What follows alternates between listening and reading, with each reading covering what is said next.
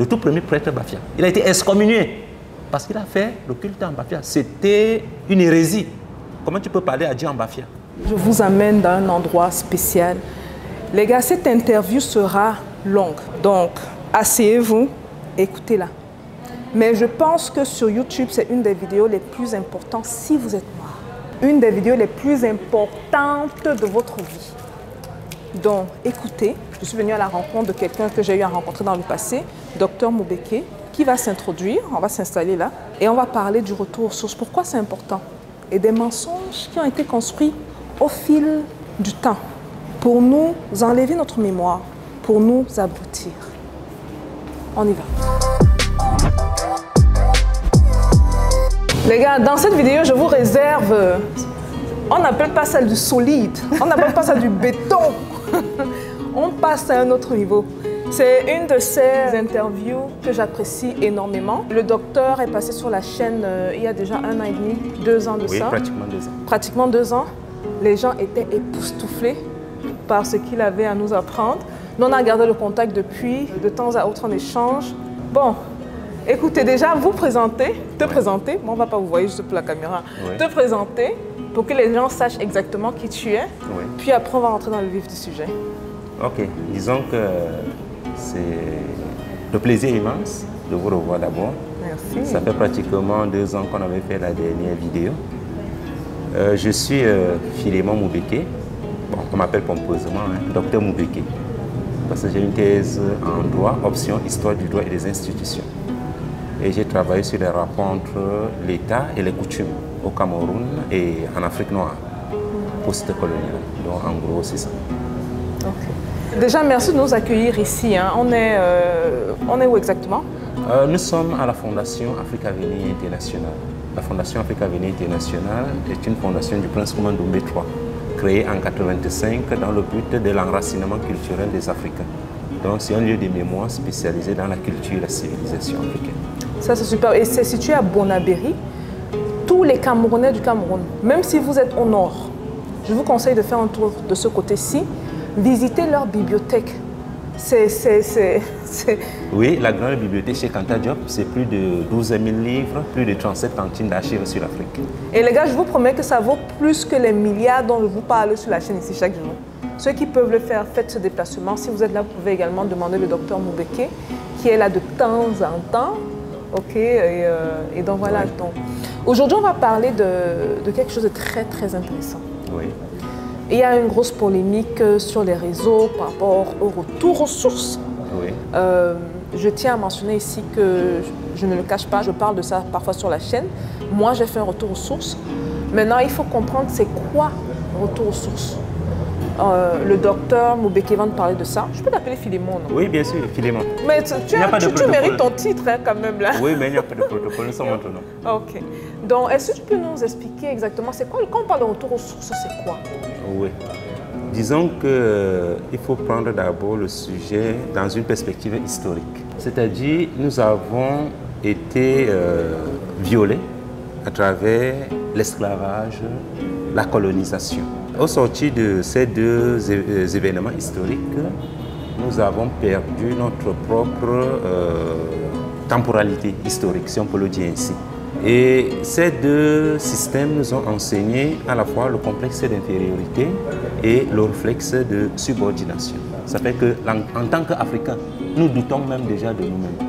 C'est pour ça que, même d'un point de vue éducationnel, on nous éduque que sur le prisme de l'arrachement, de l'exode et de l'abandon. C'est-à-dire, pour être un savant ou alors un sachant, il faut renoncer à son africanité, devenir un petit blanc pensé comme un blanc. À partir de ce moment, le retour aux sources consiste à retrouver notre être profond en tant qu'Africain et sortir de la logique de domination pour revenir à notre propre centre. Nous sommes Africains, nous ne sommes pas des Occidentaux. Nous ne sommes pas à la périphérie de l'Occident. Et revenir à notre sens, à notre propre centre, suppose aussi retrouver les mécanismes de structuration de la pensée en Afrique noire. Comment pensent les Africains? Parce que beaucoup de gens pensent que les Africains sont des Européens pauvres à la peau noire. Ce qui n'est pas vrai, tout simplement parce que nous avons nos systèmes de référence, nos systèmes de pensée, notre paradigme à nous. Je vais prendre un exemple simple. d'un point de vue des cosmogonies, c'est-à-dire les récits de création de l'univers, il y a une différence entre la pensée occidentale et la pensée africaine. Les Européens pensent que le monde est scindé en deux. On a un monde profane et on a un monde sacré. C'est-à-dire quoi? Ceux qui ne comprennent pas les expressions. C'est-à-dire Dieu est séparé des hommes et du reste de l'univers. Dieu est à part. C'est pour ça qu'on dit qu'il est au ciel. N'est-ce pas? Et l'univers ici est un univers désacralisé où il y a absence de Dieu. Maintenant, pour invoquer Dieu, il faut donc construire des temples spécifiques où on va l'invoquer. N'est-ce pas?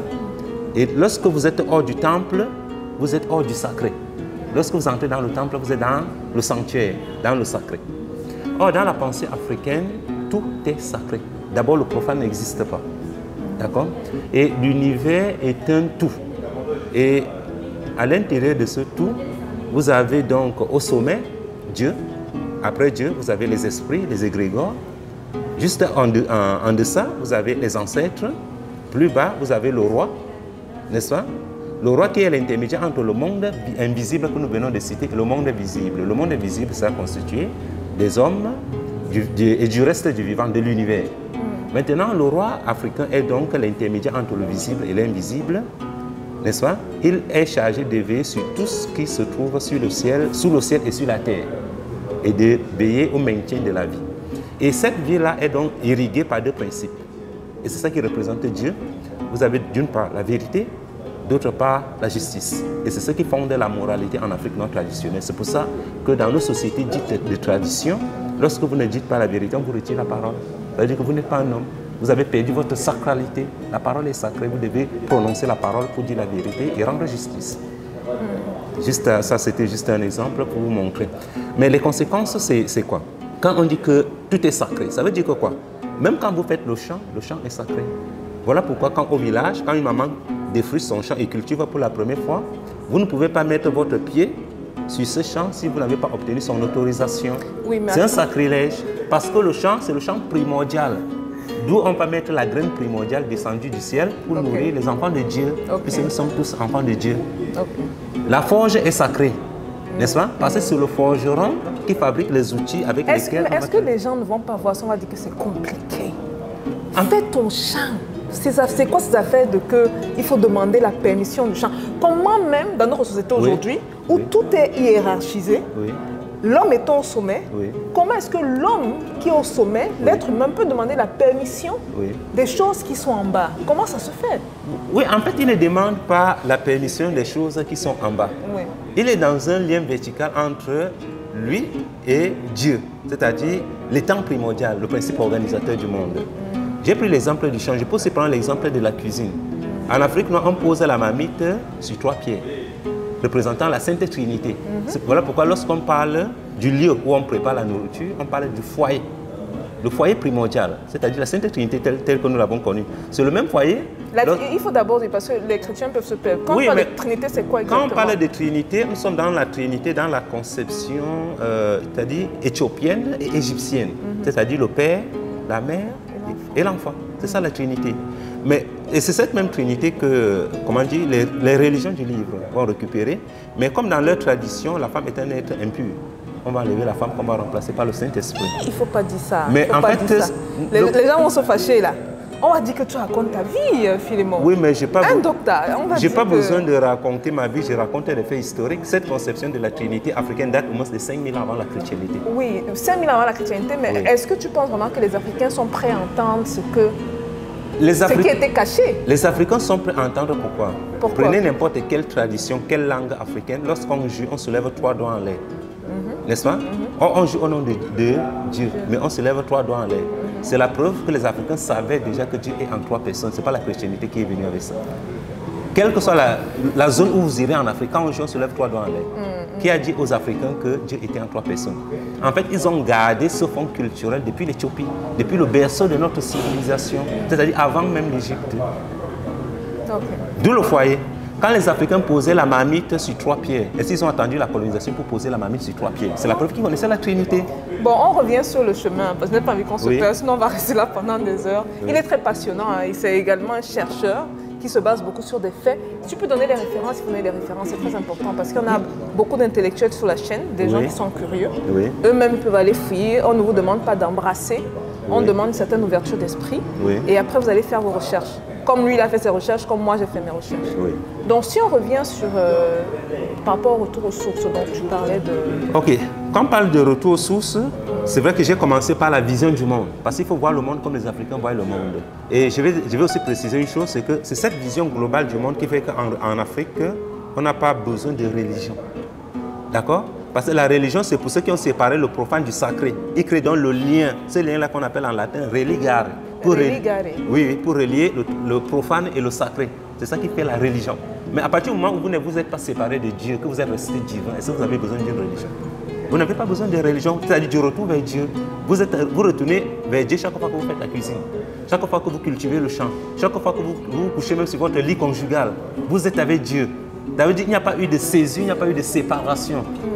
À partir du moment où il n'y a pas eu de séparation, on n'a pas eu besoin de religion, on a plus besoin d'une vie ritualisée. Donc le rite chez nous constitue un moment de communion avec Dieu, en quelque sorte.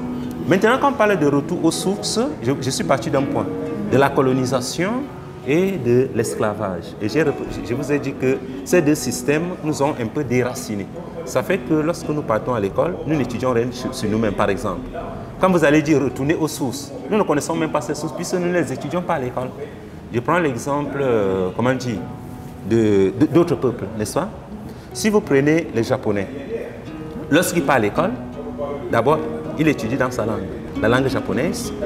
Quand il fait la philosophie, il fait la philosophie nippone depuis la fondation de l'Empire jusqu'à aujourd'hui. S'il fait la philosophie occidentale, c'est dans un chapitre dernier, c'est-à-dire un soit dit en passant. Lorsqu'il fait de la littérature, il est dans les classiques, la littérature classique japonaise, n'est-ce pas? Il peut étudier la littérature occidentale dans un chapitre dernier. La même chose lorsqu'il fait l'histoire. Quel que soit ce qu'il étudie, même les arts. Mais nous les Africains, lorsqu'on fait de la littérature, on étudie la littérature occidentale de A à Z. Même dans un chapitre dernier, on ne met pas la littérature africaine. Lorsqu'on fait la philosophie, on finit d'étudier la philosophie occidentale et on se pose la question, existe-t-il une philosophie africaine? En fait, ça c'est le propre des peuples aliénés. C'est-à-dire, ils n'arrivent même pas à penser... Ça fait peur, hein? Ils n'arrivent même pas à penser qu'ils avaient... Oui, c'est-à-dire, ils conçoivent la connaissance en dehors d'eux-mêmes. Comme si la connaissance existait ailleurs. C'est pour ça que je vous ai dit que nous autres, on nous a éduqués sous le prisme de l'arrachement, de l'exil et de l'exode. C'est pour ça que quand on grandit, on veut fuir. C'est aussi logique que ça. Quand vous faites de l'histoire, on ne vous apprend rien sur vous. On commence autour avec l'arrivée des Blancs. L'homme vient en Afrique depuis 300 000 ans, c'est-à-dire ça fait 3000 siècles d'histoire. Mais sur les 3000 siècles... Non, répète, l'Afrique a combien de siècles d'histoire?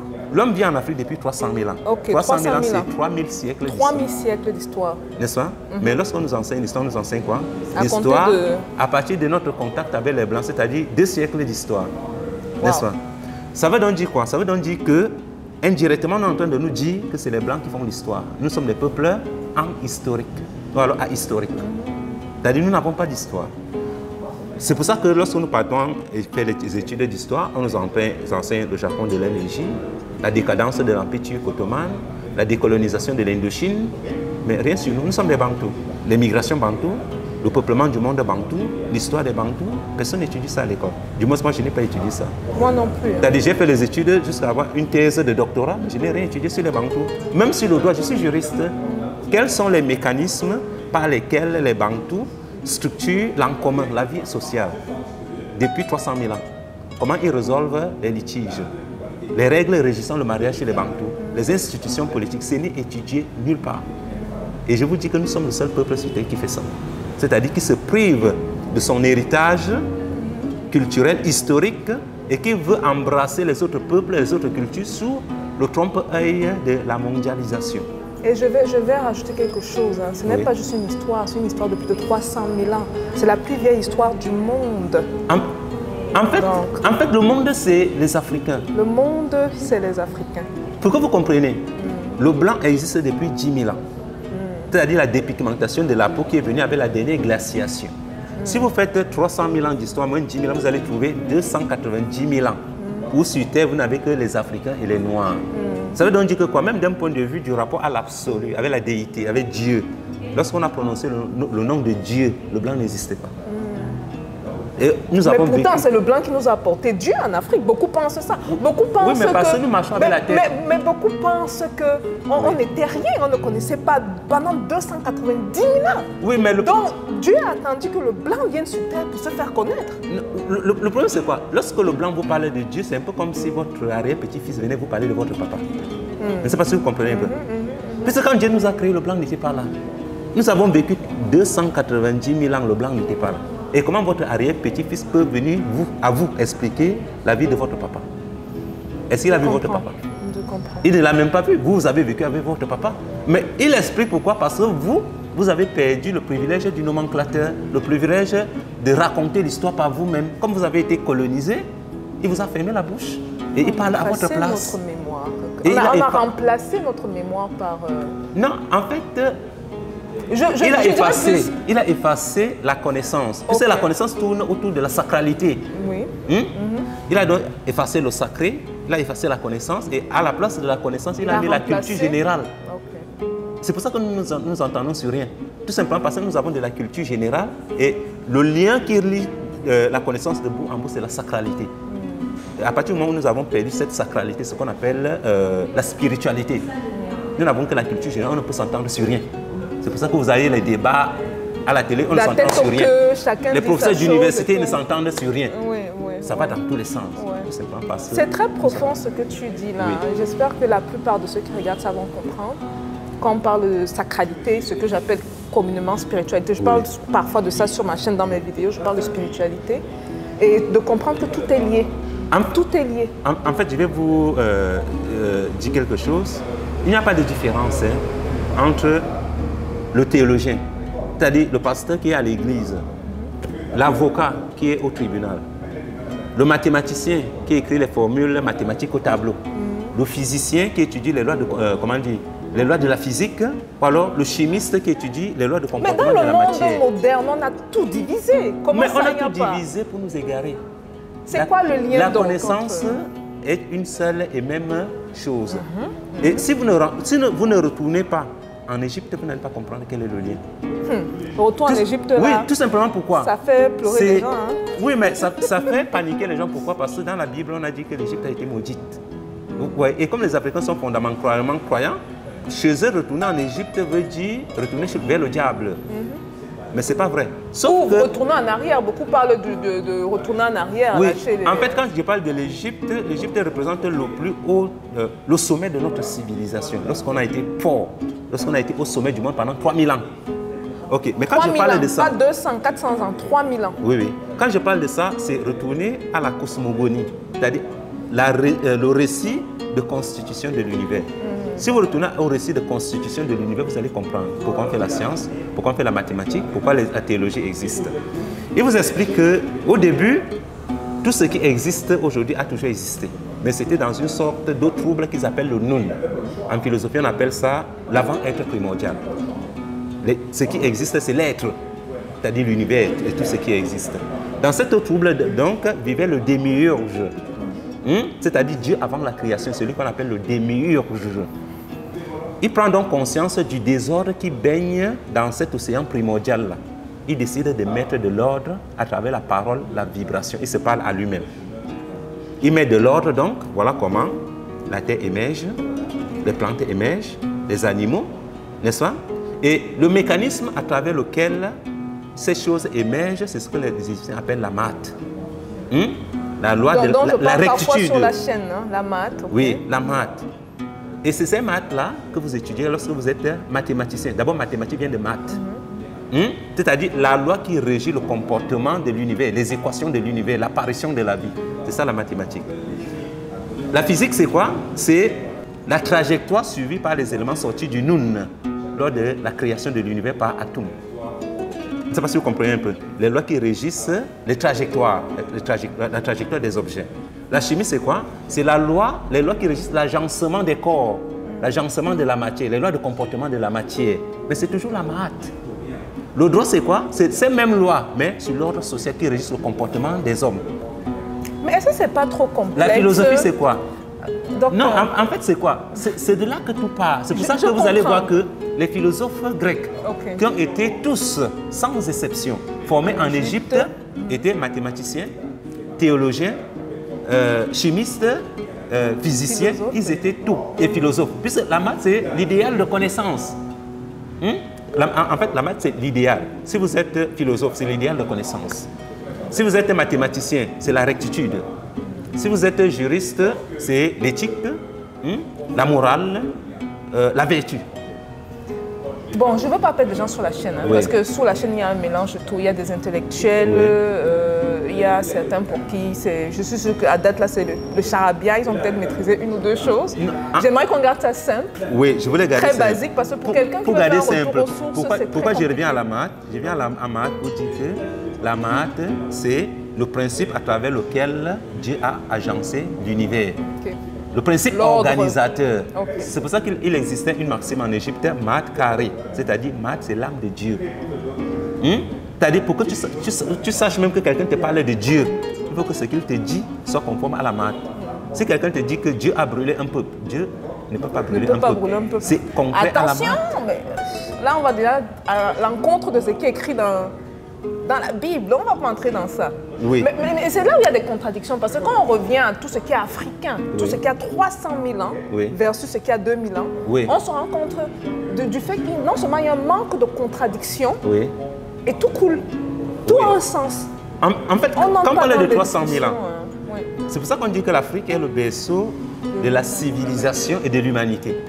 La civilisation apparaît avec la pratique de l'agriculture. Lorsque l'homme naît, il vit en brousse. Il ne vit pas dans les villages. Les villages n'existent pas, n'est-ce pas? Et il vit de la chasse et de la cueillette. Il est transhumant, n'est-ce pas? Il découvre donc qu'en prenant la graine, en mettant sur terre et en entretenant la graine pour produire des fruits qu'il peut récolter. Il vient d'inventer l'agriculture. Il est donc obligé de se stabiliser, de se fixer en un endroit donné pour cultiver et entretenir. Maintenant, pour cultiver, il faut que chacun ait sa part. Il invente l'arpentage. N'est-ce pas? La science qui consiste à délimiter les parcelles de terrain. Quand il cultive, il ne faut pas que moi je cultive, toi tu viens récolter. Il invente le droit. Chacun ne doit prendre que sa part. Si je cultive, je prends ma part, tu cultives, tu prends ta part. Et ça se fait où? Ça se fait... Nous sommes en Afrique. En Afrique. Et je dis que le blanc n'existe pas encore. C'est-à-dire, lorsqu'on invente l'agriculture et la civilisation, le blanc n'existe pas encore. Je le précise très bien. Et maintenant, qu'est-ce qui va se passer? Une fois qu'on a un litige, il faut une personne tierce et une figure prépondérante pour nous départager. On invente la chefferie, c'est-à-dire le politique, le pouvoir politique. Quand on a inventé le pouvoir politique, le blanc n'existait pas. Maintenant, il faut savoir quand s'aimer, quand récolter. On invente le calendrier. Sinon, tu travaillerais en décembre, tu sèmes en décembre, tu vas récolter quand? Tu ne vas rien récolter. Donc, c'est les 300 000 ans d'histoire là qui vont donner au monde la civilisation. Et la civilisation est née de l'agriculture. À partir du moment où on a mis la graine sous terre, on a le temps de philosopher. C'est pour ça qu'on a structuré un code de vertu cardinal, ce qu'on appelle le code de la maths. Je ne sais pas si vous comprenez un peu. Et c'est à travers ça qu'on a aussi structuré la religion. La religion étant le moment de communion entre l'homme et l'absolu, ou alors la spiritualité. Parce que quand il parle de religion, ça peut prêter à confusion. Et c'est pour ça que la religion, ou alors la spiritualité, tourne toujours autour de l'agriculture. Comment ça? C'est-à-dire, depuis l'Antiquité, tout ce qu'on a eu comme divinité sont des divinités agraires. Osiris est une divinité, comment dire, un dieu agraire. Zarathustra est un dieu agraire. Mitra est un dieu agraire. Krishna, chez les Indiens, est un dieu agraire. Mais en réalité, le Christ chrétien n'est que le dernier Christ de l'Antiquité. Chaque peuple dans l'Antiquité a eu un Christ partant du Christ égyptien, puisque le nom Christ apparaît pour la première fois dans les textes égyptiens. Donc le Christ chrétien n'est que le dernier Christ de l'Antiquité. Les Grecs ont eu le Christ, les Romains ont eu le Christ, les Perses ont eu le Christ, même les Indiens avec Krishna. Les Perses aussi? Les Perses avec Zarathustra. Comment dire, les Grecs avec Dionysos. Les Romains avec Mitra. Les Davidiens de l'Inde avec Krishna. Mais tout ça, c'est le Christ égyptien. Ce sont les versions, que la chrétienté va, comment dire, le mot me manque. Ils vont récupérer en fait cette version et ils vont lui donner un lieu de naissance, Israël, et ils vont donner un corpus, mais le corpus théologique, mais même le corpus théologique qu'ils ont pris en Égypte. Puisque, pourquoi je le dis? En Égypte, lorsqu'on représentait Dieu sous forme animale, on se référait aux astres du zodiaque. Si nous sommes à l'ère du bélier, Dieu est représenté par le bélier. C'est pour ça que le fils de Dieu était l'agneau de Dieu, par ce fils de bélier. Horus était agneau de Dieu par ce fils d'Amon, Amon qui était le dieu bélier. À l'ère du taureau, il représentait Dieu par le taureau. N'est-ce pas? Voilà pourquoi, Cheikh Anta Diop a dit, lorsque les Perses envahissent l'Égypte, les prêtres pharaoniques vont fuir en Inde, ceux qui vont fonder ce qu'on appelle aujourd'hui le bouddhisme. C'est pour ça que l'animal sacré du bouddhisme, c'est le bélier. Parce que c'est les prêtres qui ont quitté l'Égypte à l'ère du bélier. Non, pardon, à l'ère du taureau. L'animal du bouddhisme, c'est le taureau, parce que c'est les prêtres qui ont quitté l'Égypte à l'ère du taureau. N'est-ce pas? Maintenant, les Lagides, eux, ils arrivent à l'ère du bélier. On entre à l'ère du poisson, mais ils ne peuvent pas écrire un corpus théologique qui correspond à l'ère du poisson. Parce que ce n'est pas leur tradition qui a synthétisé cette croyance. Ils vont représenter Christ sous forme du poisson, mais ils ne peuvent pas écrire de corpus théologique. Ils vont nous reproduire la théologie de l'ère du bélier. On entre maintenant à l'ère du Verseau. Normalement, on devait se changer de corpus théologique. Parce que la théologie, c'est l'arrimage des forces cosmo-telluriques. Ça veut donc dire que quoi? D'un point de vue théologique, nous sommes anachroniques au moins de 3000 ans. C'est-à-dire ça fait 3000 ans que la théologie de l'humanité n'a pas été réactualisée. N'a même pas évolué du tout. Hein. Exact. Mais ce n'était pas ça le sens de mon propos.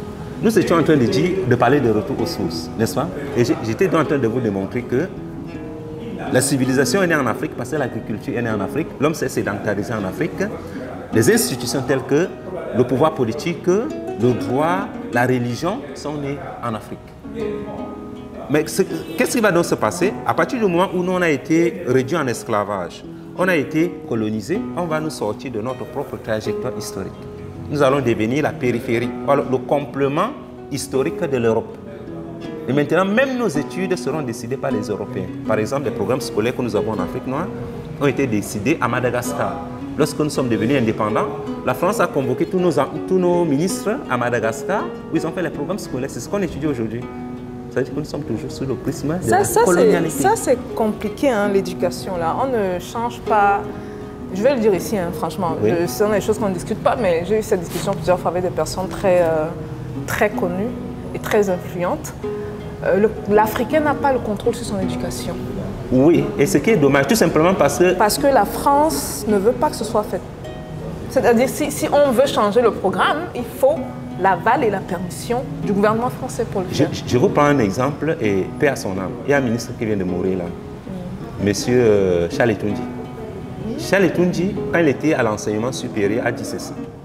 Il est inadmissible que les ouvrages scolaires soient imprimés à l'extérieur et coûtent aussi cher. Il proposait que si vous êtes étudiant en terminale et qu'on dit que la scolarité c'est 19 500, si vous payez 19 500, vous donnez les cahiers et les livres. Dans les 19 500. Et pourquoi? Tout ça devait être fabriqué à Yaoundé, à la CPR. En plus, ils se font de l'argent dessus. Vous comprenez un peu? Mais la France a demandé sa tête. Dès qu'il a commencé avec ça, d'abord, il n'était plus ministre, on l'a dégagé. Après, il est tombé malade.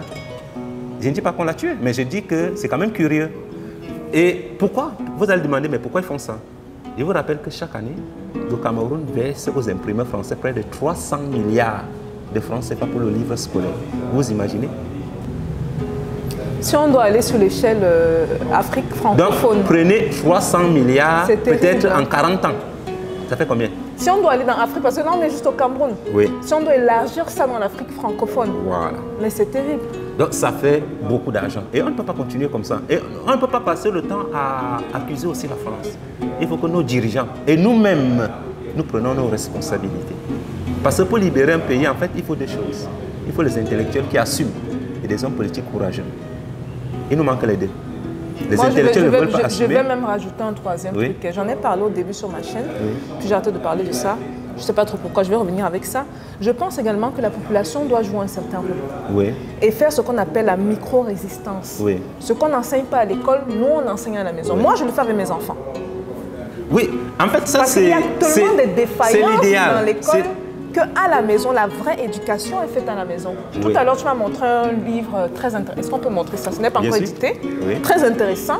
Les lectures par rapport au panafricanisme. Le livre de Madame Kwame. Par rapport à la spiritualité, dont mes enfants ne sont pas des gens qui vont se laisser entraîner comme des totos. Des lectures par rapport à la connaissance, à l'histoire africaine, qui sachent qui ils sont. Ce sont des choses que je mets tellement l'accent dessus. C'est appris à la maison. Exact. Et c'est une sorte de micro-résistance. Oui, parce que quand l'enfant va à l'école... C'est une micro-résistance, mais pour que la... Comment dire, l'éducatrice ou le professeur dit quelque chose. Et ils vont dire que non, c'est arrivé plusieurs fois. Oui. Ma fille vient, mon fils vient dire que mais la maîtresse a dit ça. Je leur dis juste, bon, la maîtresse dit ce qu'elle doit dire. Mais voici la vérité. Oui, je prends par exemple, je prends quelques exemples pour vous montrer que l'école que nous faisons n'est pas faite pour nous en réalité. Prenons, d'abord, on enseigne même d'abord les contre-vérités. Vous connaissez les fables de La Fontaine.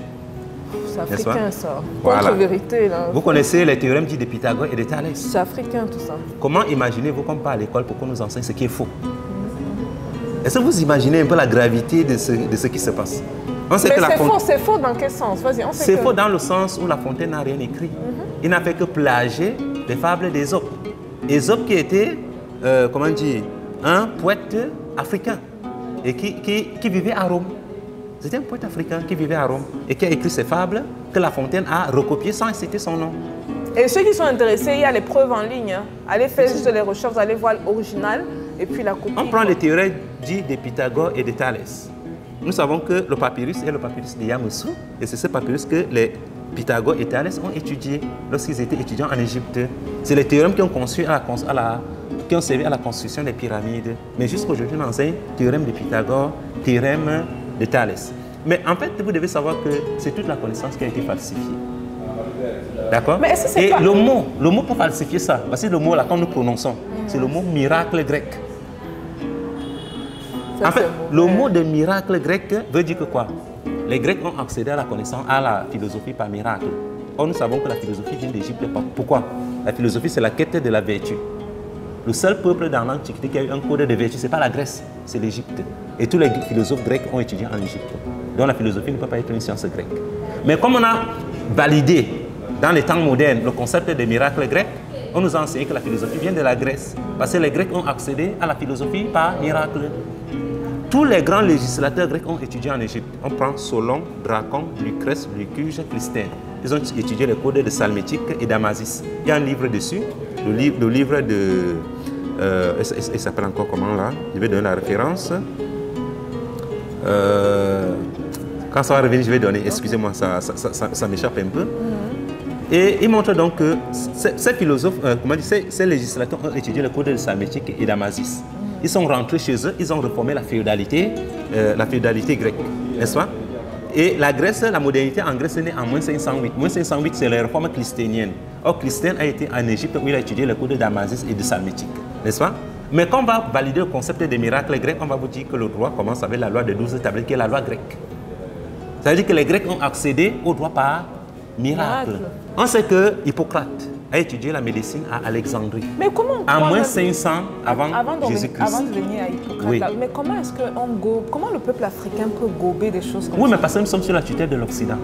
Des choses qui sortent de nulle part, que par miracle, oui. ils sont devenus intelligents subitement, oui. Ils ont eu cette connaissance, et on gobe ça.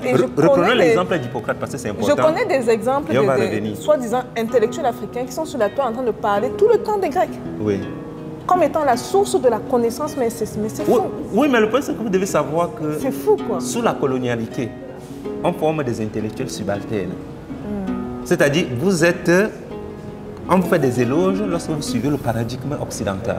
C'est-à-dire le paradigme qui nous maintient dans les liens de domination. Et lorsque vous avez un discours concret, vous devenez, un ennemi à abattre. L'exemple chez Anta Diop.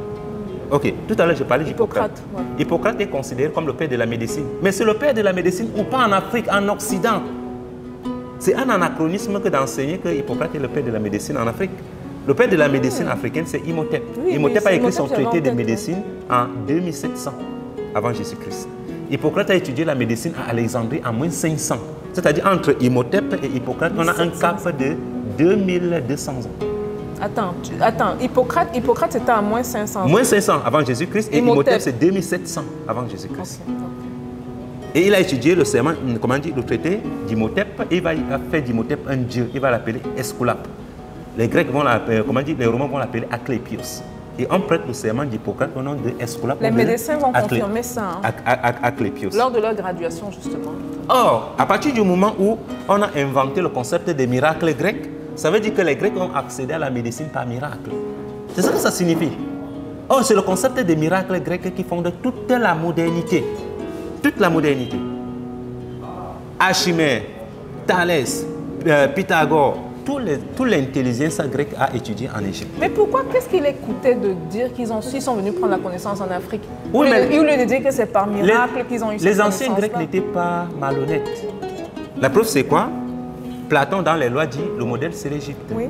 Pythagore, dans Éthique à Nicomaque, dit le modèle, c'est l'Égypte. C'est les Lumières qui ont falsifié l'histoire de l'humanité, ce qu'on appelle les philosophes des Lumières. C'est pour ça qu'ils étaient tous racistes. Parce qu'ils insupportaient l'idée que c'est le nègre qui est aujourd'hui esclave qui a inventé la science et la civilisation. Cette idée-là était réfractée à leur conscience. Ils ont donc falsifié l'histoire. Et je vous avais dit lors de mon dernier passage ici que ces deux auteurs qui vont s'en charger, Ernest Renan, nous sommes en 1866. Lorsqu'il visite Athènes, il se rend compte, il arrive devant les ruines cyclopéennes de la tradition gréco-romaine. Il va s'exclamer en disant: je croyais déjà au miracle du Christ à travers l'évangile, le miracle des Juifs à travers l'évangile. Maintenant, je crois que les Grecs ont accompli un miracle. Et il conclut: la connaissance naît avec la Grèce, la civilisation commence avec la Grèce, l'histoire commence à Athènes. Mais c'est ce qui conduit le monde jusqu'à aujourd'hui. C'est pour ça que dans toutes nos études, on nous renvoie à la Grèce.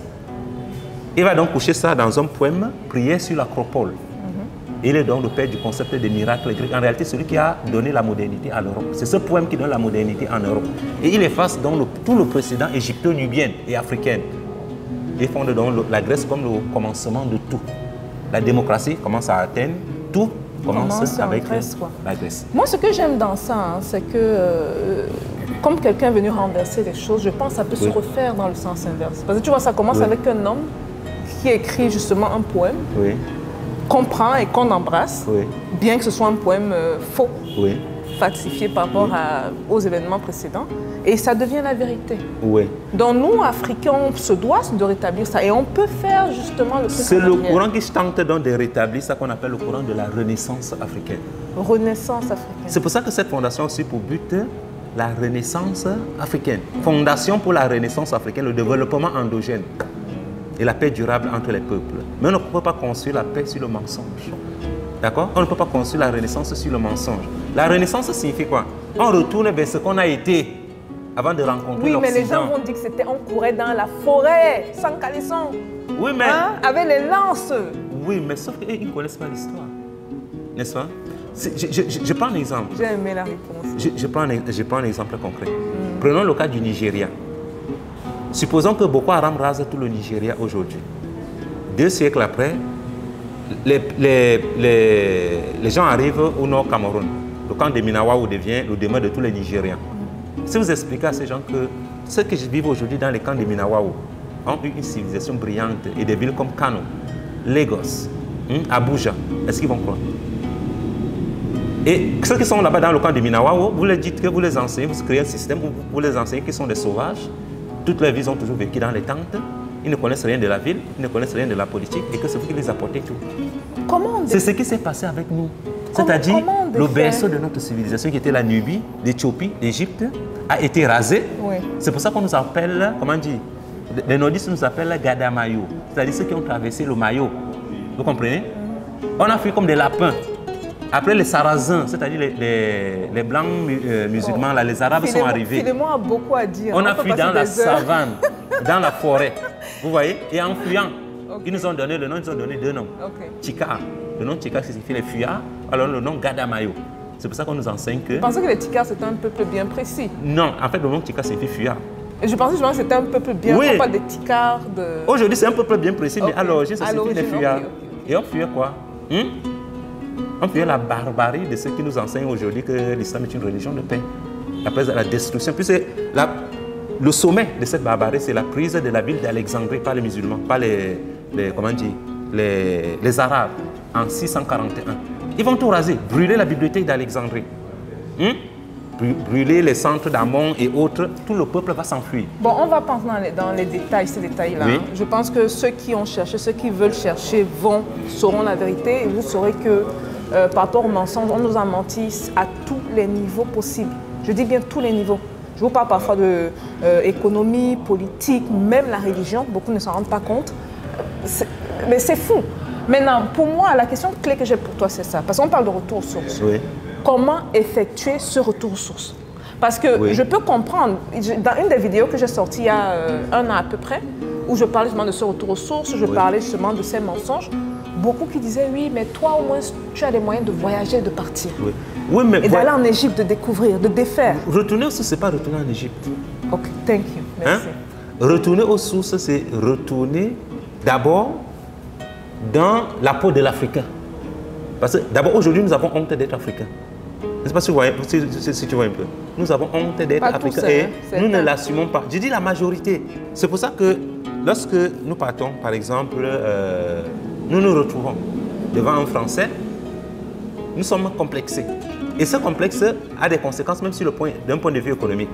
Vous dites aux gens, au XXIe siècle, on ne peut plus continuer à coloniser les gens avec la monnaie.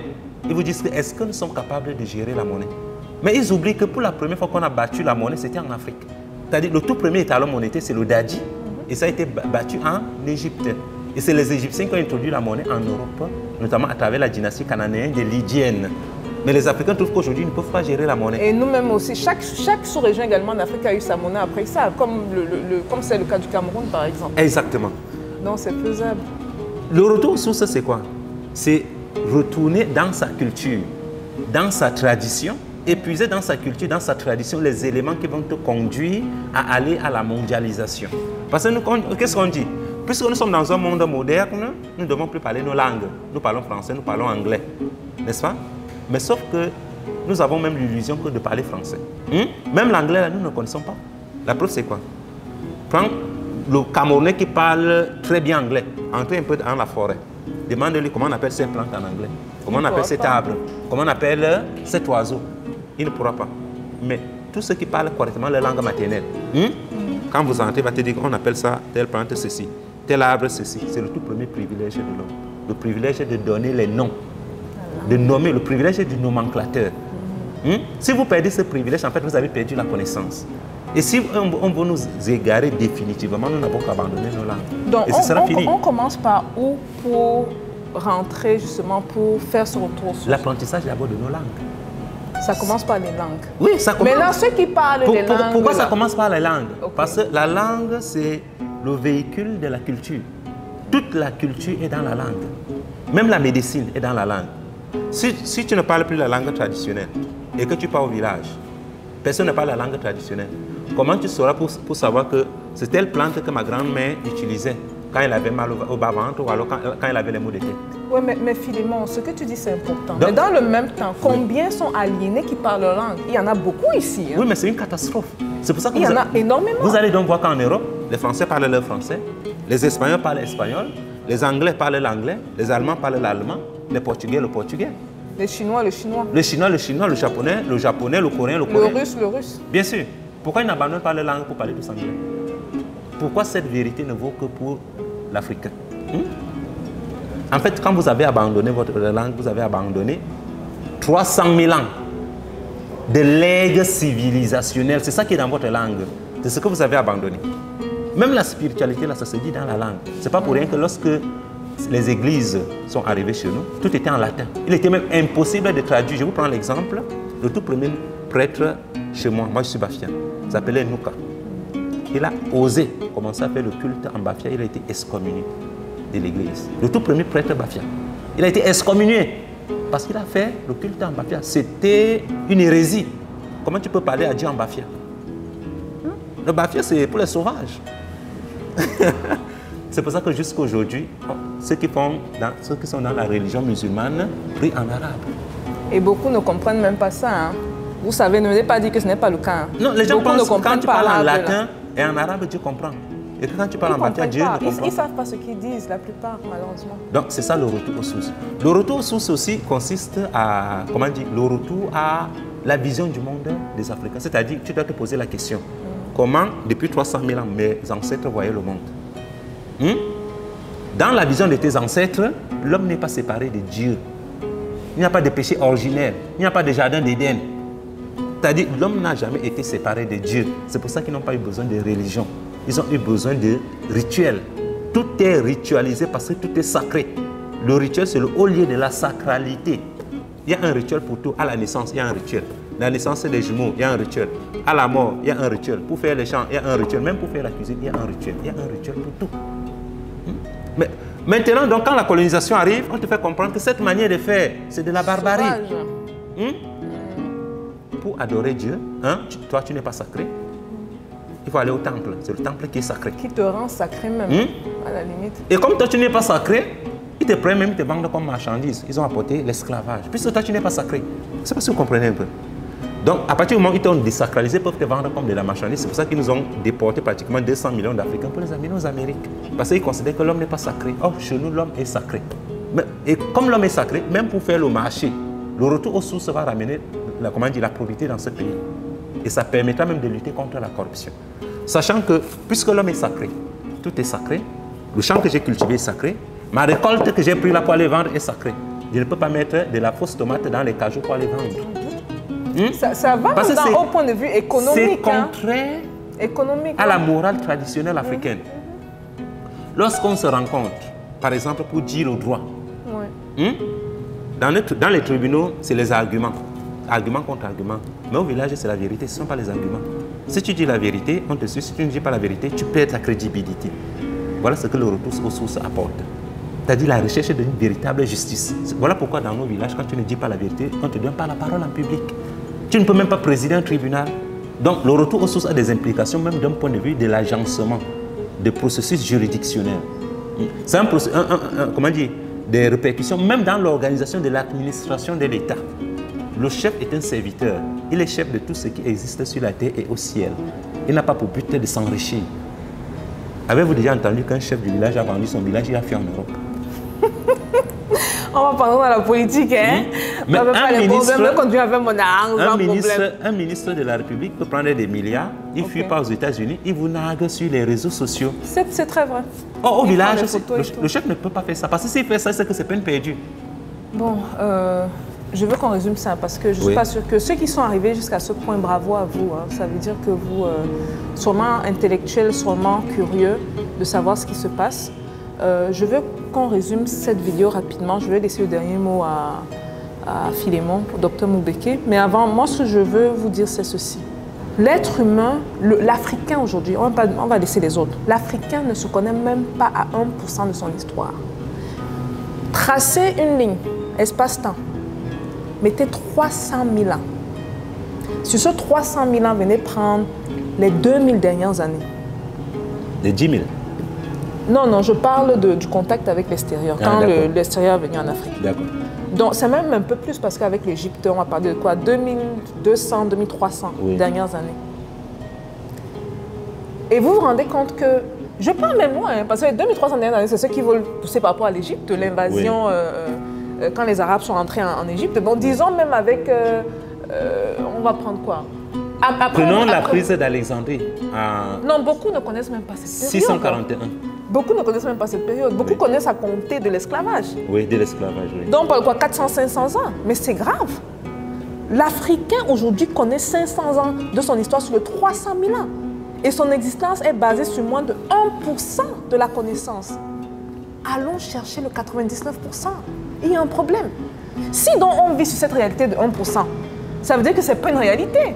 C'est une fausse réalité, surtout que c'est une réalité qui était transformée et changée pour nous dominer. Allons chercher ce 99%. Moi, je vais vous laisser avec ça. Je vais laisser le dernier mot au docteur Moubeke pour conclure la vidéo par rapport au retour aux sources. Par rapport au retour aux sources, je dirais, en fait, si nous savons qui nous sommes en tant qu'Africains, en fait, on accepterait la domination des personnes. Si l'Afrique est aujourd'hui dominée et exploitée parce que les Africains ne savent même pas qui ils sont. Vous avez pris un exemple simple sur les 300 000 ans d'histoire. Les 300 000 ans d'histoire sont en réalité dans les gènes de chacun de nous. C'est-à-dire, vous, mademoiselle Bida, vous avez dans vos gènes les gènes de vos grands-parents depuis 300 000 ans. peux vous imaginer un peu. Si vous prenez conscience de ça, quel genre de femme vous pouvez être? C'est puissant. Est-ce que vous pouvez même vous incliner devant, qu'il soit américain, qu'il soit chinois? Lui, il existe depuis quand? Pour que vous vous inclinez devant lui. En fait, c'est même quand on parle, quel que soit, quand on parle même de la déité, c'est vous qui devez enseigner Dieu à ces gens. C'est nous qui devons enseigner Dieu à ces gens. Oui.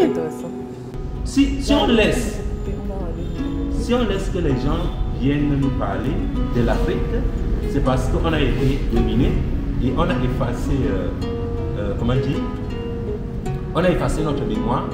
Nous sommes devenus amnésiques. Nous vivons avec une mémoire effacée. Et comme on nous a effacé la mémoire, on a enlevé la spiritualité dedans.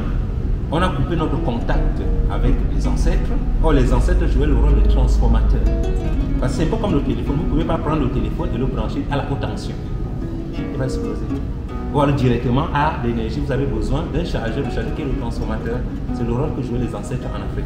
Nous avons perdu cela. Maintenant, l'intermédiaire entre Dieu et nous sera blanc. N'est-ce pas? Mais comment voulez-vous évoluer dans ces conditions? Bon les gars, ça conclut la vidéo. Vous voyez que notre caméra même nous a lâché parce que c'était trop fort, c'était trop de puissance là. Et on va se voir à la prochaine vidéo. On va sûrement faire une deuxième ou une troisième vidéo. On va faire le tour du centre. Vous allez vous rendre compte que c'est un centre spécial avec les inventeurs, ce qui s'est fait avant, ce qui se fait aujourd'hui. Beaucoup de gens qui disent qu'on vit dans le passé là. Ça s'est fait avant, ça continue à se faire. Et si vous avez une idée de thème, n'hésitez pas à suggérer ça. Puis je vais filmer avec le docteur. On se voit à la prochaine vidéo, ok? Peace out.